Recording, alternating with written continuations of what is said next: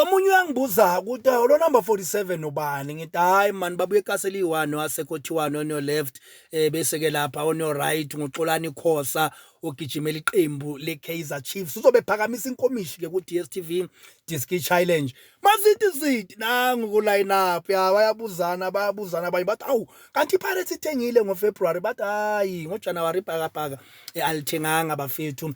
Yintwana le ebuya ku DStv Diski Challenge yeqembu leOrlando Pirates. Ufaka unumber 19 plus 9 futhi uzalwa nge-19 zika February ngonyaka ka-2005. Intwana ke le eyascoutwa ngucoach uMxolisi osebenzayo ke lapha yana behind the scenes eqenjini leOrlando Pirates masiza ke ekwazini ukuthi akhomba abadlali. So ukwagijimela ama-team kafana nabo Junior Rabbits, wagijimela iqembu le Mamelodi Sundowns, ugijimela ku-GDL plus washayile ke namagoli cishe benamagoli awu4 we-Sundowns ku-Gauteng Development League, but abanye bamkhumbula kule team le bebeyibiza ngeBolivia FC, iMaqhuzu Football Club, iCambridge Football Club. Bafethu ningathi nginibizanga but ke intwana le egijima ku center back, umnandi futhi ku right back. Ugijima kakhulu uviye ku Engine Cup ngo-2022, wagijima ku Pirates Cup ngo-2023.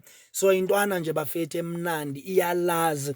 So yibe belapha ku Carling All Stars, gijima nabo Lodge, bukhona uMbokazi. Ubengakadlali ke ku first team uMbokazi at the time, but ke uthiwani uzokhumbula ukuthi wayengara kuSikhukhune, then ke wangena eqenjini leSundowns. So intwana zaseTsakane sengathi izinto zihamba kahle, wathi enkosi Mcabu uyadlala ngara kuStellenbosch, Monty Bahlabane umnandi ngale kuPulukwane City. So how much dayithola ichance uXolani Khosa lo vele la ufaka u26 uzobe phakamisa icup ye DStv Diski Challenge. Bafethu sishilo ke sathi sisazophaka nekuyaphakwa ke sibone kuphakwa futhi namhlanje kuSoweto Derby ethola ichance umjita uSimphiwe Silepe. Intwana ke le bafethu eyigijimele eKasi, umfana okhulele eKasi ebhayisa ama ice.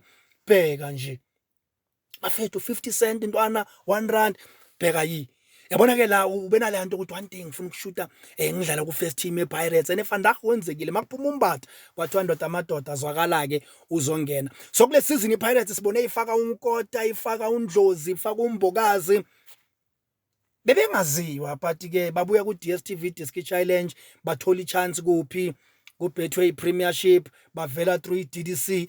Mawuvela ku DDC sithini sithi sisazophaka kuyaphakwa kumnandi. Cabanga nje iPirates fandaga maseyoqeda ngabo Radio Pane nabo babuya ku DDC, even uChayine naye wavela through DDC. So bafethu masithi kusazophakwa kugulunywa ngento enje kuyaphakwa, bathe zase East awusuka kwaze kwamnandi kwa DStv Diski Challenge.